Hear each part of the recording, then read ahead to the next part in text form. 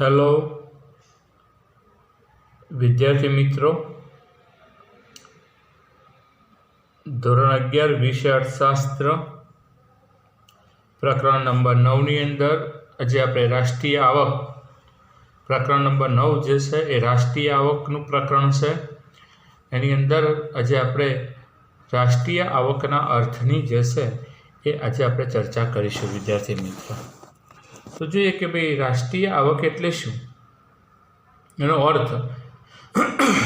તો કે રાષ્ટ્રીય આવક એટલે કે વર્ષ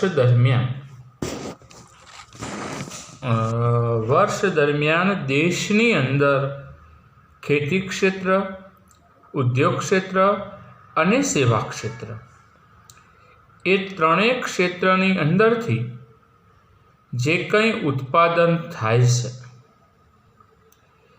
એ જે ઉત્પાદન થયું છે એનું જે નાણાકીય મૂલ્ય છે એ નાણાકીય મૂલ્યને આપણે રાષ્ટ્રીય આવક તરીકે ઓળખીએ છીએ. એટલે રાષ્ટ્રીય આવકની અંદર વિદ્યાર્થી મિત્રો તમને ખબર પડી હશે કે રાષ્ટ્રીય આવકની જે ગણતરી કરવામાં આવે છે એમાં આને આપણે એવી રીતે પણ કહી શકીએ કે ખેતી ક્ષેત્રની કુલ આવક, ઉદ્યોગ ક્ષેત્રની કુલ આવક અને સેવા ક્ષેત્રની એક વર્ષની જે કુલ આવક છે એના નાણાકીય મૂલ્યને આપણે રાષ્ટ્રીય આવક તરીકે ઓળખીએ છીએ. એવી એની વ્યાખ્યા જે છે એ આપણે કહે છે. આપણે બધા જાણીએ છીએ કે ભારતની કુલ રાષ્ટ્રીય આવક જે છે એ ભારતની કુલ રાષ્ટ્રીય આવક 128 લાખ કરોડ રૂપિયા છે. આ તમારી ચોપડીમાં આપ્યું છે કે 128 લાખ કરોડ રૂપિયા ભારતની રાષ્ટ્રીય આવક છે. પણ ગયા વર્ષની ભારતની કુલ રાષ્ટ્રીય આવક જે છે એ 2 લાખ કરોડ રૂપિયા હતી.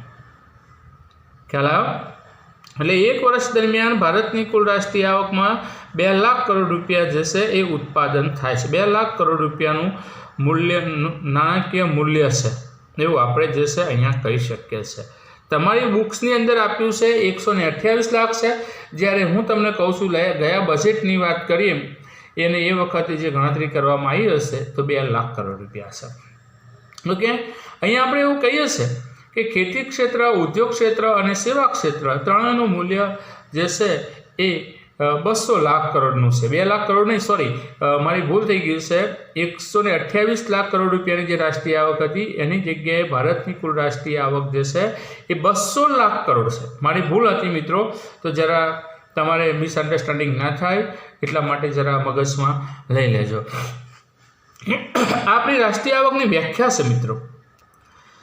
રાષ્ટ્રીય આવકની વ્યાખ્યા જે છે એ વિવિધ અર્થશાસ્ત્રીઓએ જુદી જુદી રીતે આપી છે. 3 અર્થશાસ્ત્રીઓએ રાષ્ટ્રીય આવકની જે વ્યાખ્યા આપી છે એ ઉત્પાદનલક્ષી, આવકલક્ષી અને ખર્ચલક્ષી. ઉત્પાદનલક્ષી, આવકલક્ષી અને ખર્ચલક્ષી આ 3 રીતે રાષ્ટ્રીય આવકની જે છે એ ગણતરી કરવામાં આવે છે. બરાબર છે? તો આપણે જે એ ત્રણેય વ્યાખ્યાઓનો જે છે આપણે 1 by 1 આપણે એનો અભ્યાસ કરીશું મિત્રો. તો જોઈએ વ્યાખ્યા નંબર 1 છે આલ્ફ્રેડ માર્શલ. આલ્ફ્રેડ માર્શલ નામના અર્થશાસ્ત્રીએ રાષ્ટ્રીય આવકની જે વ્યાખ્યા કરી છે એ વ્યાખ્યા એને ઉત્પાદન આધારિત વ્યાખ્યા કરી છે. એટલે આવું પૂછાય કે ભાઈ આલ્ફ્રેડ માર્શલની વ્યાખ્યા કેવી છે, તો આપણે લખવાનું કે ઉત્પાદન આધારિત આલ્ફ્રેડ માર્શલની જે છે એ વ્યાખ્યા છે. આલ્ફ્રેડ માર્શલ એ રાષ્ટ્રીય આવકની વ્યાખ્યા એવી કરે છે જેવી કે 1 વર્ષના સમયગાળા દરમિયાન દેશની અંદર ઉત્પાદનના 2 સાધનો, એક છે શ્રમ અને બીજું છે મૂડી. એટલે અહીંયા આપણે કહીએ છીએ કે શ્રમ અને મૂડી એ 2 ઉત્પાદનના સાધનોનો અહીંયા ઉપયોગ કરવામાં આવ્યો છે. અને એવું પણ કહી શકાય કે ભાઈ અને તમામ પ્રકારની કુદરતી સંપત્તિ, ત્રીજું સાધન છે તમામ પ્રકારની કુદરતી સંપત્તિ, જેને આપણે શ્રમ કહીએ, જેને આપણે ભૂમિ કહીએ છીએ. એટલે શું થયું, આલ્ફ્રેડ માર્શલની વ્યાખ્યામાં કે આલ્ફ્રેડ માર્શલ જે છે એ રાષ્ટ્રીય આવકની વ્યાખ્યા આવી કરે છે કે એક વર્ષના સમયગાળા દરમિયાન ઉત્પાદનના સાધનો, શ્રમ, મૂડી અને તમામ પ્રકારની કુદરતી સંપત્તિના સહયોગથી ભૌતિક અને અભૌતિક, ભૌતિક એટલે દ્રશ્ય અને અભૌતિક એટલે અદ્રશ્ય, એટલે કે ભૌતિક અને અભૌતિક વસ્તુઓનું જે ઉત્પાદન થાય છે એ ઉત્પાદનને આપણે રાષ્ટ્રીય આવક કહીએ છીએ. મિત્રો જો આ વ્યાખ્યામાં શું છે કે છેલ્લે જે ઉત્પાદન થાય છે એને રાષ્ટ્રીય આવક કહેવામાં આવે છે. અહીંયા ઉત્પાદનને નાણાંની વેલ્યુ સાથે ગણતરી કરવામાં આવતી નથી. હવે તમે જો આખી વ્યાખ્યાને આપણે એવું કહી શકીએ કે એક વર્ષના સમયગાળા દરમિયાન ઉત્પાદનના સાધનો, શ્રમ, મૂડી અને તમામ પ્રકારની જે કુદરતી સંપત્તિ જે છે એનો ઉપયોગ કરીને ભૌતિક વસ્તુઓ એટલે કે દ્રશ્ય વસ્તુઓ અને અભૌતિક વસ્તુઓ એટલે કે સેવાઓનું જે કંઈ ઉત્પાદન જે છે એ થાય છે એને રાષ્ટ્રીય આવક તરીકે ઓળખવામાં આવે છે. આ જે છે માર્શલની વ્યાખ્યા છે. પ્રોફેસર માર્શલ જે છે આ વ્યાખ્યાની અંદર એમને ચીજવસ્તુઓ અને સેવાઓ, પ્રોફેસર માર્શલે શું કર્યું છે અહીંયા કે પ્રોફેસર માર્શલે એની વ્યાખ્યાની અંદર ચીજવસ્તુઓ અને સેવાઓ જે છે એ એના ચોખ્ખા ઉત્પાદન ઉપર ભાર મૂક્યો છે. હવે તમને એવું લાગે કે ભાઈ ચોખ્ખું ઉત્પાદન એટલે શું? નાયેલું ધોયેલું? ચોખ્ખું એટલે સાફ કરેલું? તો કે ના, ચોખ્ખું ઉત્પાદન એટલે કે જે દ્રશ્ય અને અદ્રશ્ય એટલે કે વસ્તુઓ અને સેવાઓનું જે ઉત્પાદન થાય છે એની અંદરથી વસ્તુઓ અને સેવાઓનો ઉત્પાદન ખર્ચ, વસ્તુઓ અને સેવાઓના ઉત્પાદન ખર્ચને આપણે બાદ કરી નાખીએ અને બાદ કરતાં જે ચોખ્ખું મૂલ્ય વધે છે એને આપણે માર્શલના મતે એ ઉત્પાદનલક્ષી રાષ્ટ્રીય આવકની વ્યાખ્યા છે. એટલે પ્રોફેસર માર્શલની જે વ્યાખ્યા જે છે એ વ્યાખ્યા જે છે એ ઉત્પાદનલક્ષી છે. મિત્રો ત્યાર પછી આપણે બીજી વ્યાખ્યા જોઈએ, ઇરવિંગ ફિશર. ઇરવિંગ ફિશરના મતે, ઇરવિંગ ફિશર જે રાષ્ટ્રીય આવકની જે વ્યાખ્યા કરે છે એ વ્યાખ્યા એમને વપરાશના આધારે કરી છે. હવે વપરાશના આધારે વ્યાખ્યા એટલે શું? તો કે ઇરવિંગ ફિશરની જે વપરાશના આધારે જે વ્યાખ્યા કરી છે એ વ્યાખ્યા આવી છે કે એક વર્ષના સમયગાળા દરમિયાન દેશના નાગરિકોએ જેટલા પ્રમાણની અંદર વસ્તુઓ અને સેવાઓ જે છે એ વસ્તુઓ અને સેવાઓનો પ્રત્યક્ષ રીતે વપરાશ કર્યો હોય અથવા તો વપરાશમાં લીધી હોય તો કે એને આપણે ઇરવિંગ ફિશરના મતે રાષ્ટ્રીય આવક તરીકે ઓળખીએ છીએ. મિત્રો વ્યાખ્યાન તમે બરાબર સમજો, હું બીજી વાર બોલું છું આને. ઇરવિંગ ફિશરના મતે રાષ્ટ્રીય આવકની વ્યાખ્યા તો કે એક વર્ષના સમયગાળા દરમિયાન દેશના નાગરિકોએ જેટલા પ્રમાણની અંદર વસ્તુઓ અને સેવાઓનો પ્રત્યક્ષ રીતે વપરાશ કર્યો હોય, એટલે કે અહીંયા વપરાશની ઉપર ભાર મૂક્યો છે. વપરાશ કર્યો હોય એટલે વાપરી હોય, તો કે અહીંયા વપરાશની ઉપર ભાર મૂક્યો છે. તો કે એ વપરાશ જે છે તો કે એને રાષ્ટ્રીય આવકની અંદર લેવામાં આવે છે. તો ફિશરની વ્યાખ્યા જે છે એ વપરાશલક્ષી વ્યાખ્યા છે. સમજ્યા? ઇરવિંગ ફિશરની વ્યાખ્યામાં શું છે કે ભાઈ એ વપરાશલક્ષી વ્યાખ્યા છે. આ વ્યાખ્યાને આપણે આમ થોડુંક સમજીએ એકાદ મિનિટમાં. તો કે ભાઈ આને આપણે વિસ્તારથી જોઈએ તો એવું કહી શકાય કે ભાઈ એક દેશની અંદર દેશના જે નાગરિકો છે એ નાગરિકોએ આખા વર્ષ દરમિયાન જે વસ્તુઓ અને સેવાઓ વાપરી હોય, તો જે વસ્તુઓ અને સેવાઓ જે પ્રત્યક્ષ રીતે વાપરી છે, તો કે એ વસ્તુઓ અને સેવાઓનો આપણે સરવાળો કરી નાખીએ, તો કે એને રાષ્ટ્રીય આવક અથવા વપરાશલક્ષી રાષ્ટ્રીય આવક તરીકે જે છે એ આપણે એને ઓળખીએ છીએ મિત્રો. તો મેં તમને અહીંયા બે વ્યાખ્યાઓ, રાષ્ટ્રીય આવકની બે વ્યાખ્યાઓ મેં તમને અહીંયા ભણાવી. આપણે ત્રીજી વ્યાખ્યા જોઈએ. ત્રીજી વ્યાખ્યા છે એને આપી છે, જે અર્થશાસ્ત્રીનું નામ છે એસી પીગુ. એસી પીગુ શું કહે છે? તો કે એસી પીગુની જે વ્યાખ્યા છે રાષ્ટ્રીય આવકની એ એવી છે કે રાષ્ટ્રીય આવક એટલે કે વસ્તુઓ અને સેવાઓનો જે પ્રવાહ છે, એ વસ્તુઓ અને સેવાઓનો જે પ્રવાહ છે એની ચૂકવણી છે. એની ચૂકવણી નાણાં દ્વારા કરવામાં આવે છે, તો કે એને આપણે રાષ્ટ્રીય આવક કહીએ છીએ. હવે સમજો આ વ્યાખ્યાને કે ભાઈ દેશની જે પ્રજા હોય એ દેશની પ્રજાએ જે વસ્તુઓ અને સેવાઓ વાપરી, જેટલી પણ વસ્તુઓ અને સેવાઓ વાપરી, એ વસ્તુ અને સેવાની જે કિંમત છે, આપણે જે નાણું ચૂકવ્યા છે, નાણું ચૂકવ્યું કિંમતની રૂપે, જો કિંમત છે અથવા તો એનું જે નાણાકીય વેલ્યુ છે અથવા કે નાણાકીયનું મૂલ્ય છે, તો એને આપણે રાષ્ટ્રીય આવક તરીકે ઓળખીએ છીએ. અહીંયા શું કહેવામાં આવે છે? એસી પીગુની વ્યાખ્યાની અંદર એવું કહે છે કે જેને નાણાંમાં સહેલાઈથી રજૂ કરી શકાય છે. સમજો, ઉપરના બે જે અર્થશાસ્ત્રીઓ જે છે આલ્ફ્રેડ માર્શલ અને ઇર્વિંગ ફિશરની વ્યાખ્યામાં કોઈ જગ્યાએ નાણું આવતું નથી. જ્યારે અહીંયા જે છે આ જે એસી પીગુની વ્યાખ્યા છે એ વ્યાખ્યાની અંદર નાણાંની અંદર એની ગણતરી કરવામાં થાય છે. તો કે અત્યારના સમય સંજોગો પ્રમાણે આ વ્યાખ્યા વધારે અનુકૂળ છે.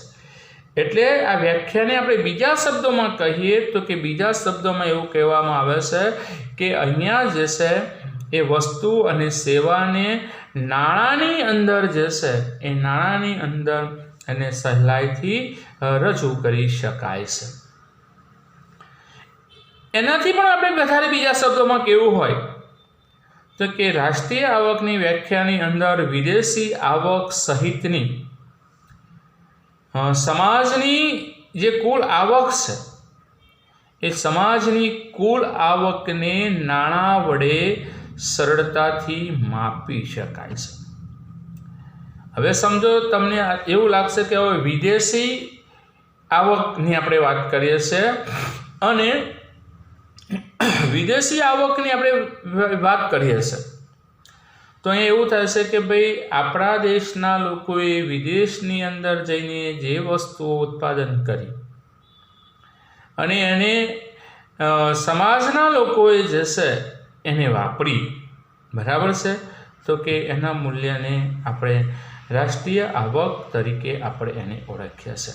એટલે આપણે એને એવું કહી શકીએ કે વિદેશી આવક સહિતની સમાજની કુલ આવક જે છે એ કુલ આવકને નાણાંની મદદ વડે સરળતાથી જે છે એ માપી શકાય છે. તો કે આ જે છે એ નાણાં આ જે વ્યાખ્યા જે છે એસી પીગુની એ નાણાંની અંદર માપવામાં આવે છે. પીગુએ પોતાની વ્યાખ્યા જે છે એ વ્યાખ્યાની અંદર એને નાણાં ઉપર ભાર મૂક્યો છે. સમજો, ત્રણેય વ્યાખ્યાઓ મેં સમજાવી, ત્રણેય વ્યાખ્યાઓની અંદર વસ્તુ અને સેવાઓ આવે જ છે, પણ અહીંયા પીગુની વ્યાખ્યાની અંદર વસ્તુ અને સેવા જે છે એ તો આવે છે, પણ અહીંયા નાણું જે છે એને અહીંયા ઉમેરવામાં આવ્યું છે, એટલે કે નાણાં ઉપર ભાર મૂક્યો છે. તો આપણે અહીંયા આ વ્યાખ્યાની અંદર પીગુ એવું કહે છે કે આ વ્યાખ્યા જે છે એ વ્યાખ્યા નાણાંલક્ષી છે, મોનેટરી છે, બરાબર છે. નાણાંની અંદર એને માપવામાં આવે છે. એસી પીગુએ જે પોતાની વ્યાખ્યા આપી છે એને વિવિધ 5 તારણો જે છે એ રજૂ કર્યા છે. એ 5 તારણો વ્યાખ્યા ઉપરથી ફલિત થાય છે. તો કે આમાં પહેલું છે નંબર 1 કે રાષ્ટ્રીય આવક જે છે એ રાષ્ટ્રીય આવક એક વર્ષના ચોક્કસ સમયગાળા દરમિયાન થયેલું આવકનું માપ છે. રાષ્ટ્રીય આવક છે એ રાષ્ટ્રીય આવક એક વર્ષ દરમિયાન જેટલી પણ આ પેદા થાય છે આવક, તો કે એ જે છે એ આ આવકનું માપ છે. બીજું નંબર 2, રાષ્ટ્રીય આવકમાં અંતિમ વસ્તુઓ અને સેવાઓને ધ્યાનમાં લેવાય છે. બરાબર છે. રાષ્ટ્રીય આવકની જે અત્યારની જે દુનિયાના દેશો જેને રાષ્ટ્રીય આવકની વ્યાખ્યાની અંદર ગણતરી કરે છે, તો એમાં શું હોય છે કે અંતિમ વસ્તુ એટલે કે લાસ્ટ વેલ્યુવાળી વસ્તુની લાસ્ટ વેલ્યુ એટલે કે વસ્તુની છેલ્લી કિંમત. બરાબર છે. દાખલા તરીકે દૂધ છે, પણ દૂધની અંદરથી છેલ્લે આઈસ્ક્રીમ બન્યો તો આઈસ્ક્રીમની વેલ્યુ ગણાય છે, દૂધની વેલ્યુ ગણાય નહીં. એટલે અહીંયા જે છે રાષ્ટ્રીય આવકની અંદર અંતિમ વસ્તુઓ અને અંતિમ સેવાઓ જે છે એ અંતિમ વસ્તુઓ અને અંતિમ સેવાઓને જ અહીંયા ધ્યાનમાં લેવામાં આવે છે. સમજ્યા? નંબર 3,